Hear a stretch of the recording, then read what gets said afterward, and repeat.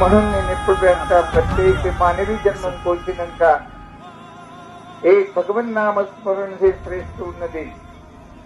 म्हणून नामाप्रत्यय साधन नाही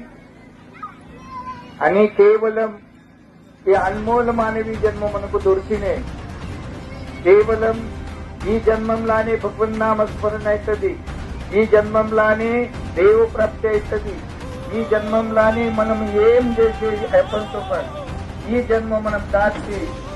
పశువు పితట్ల పుస్తకం म्हणून महाराजांकडून आहे ना नित्यने मनामी ते प्राणी दुर्लभ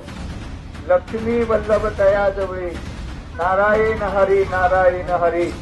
मुक्ती मुक्तीचारी घरी त्याच्या एक भगवान परमात्मा नामस्मरण जैसे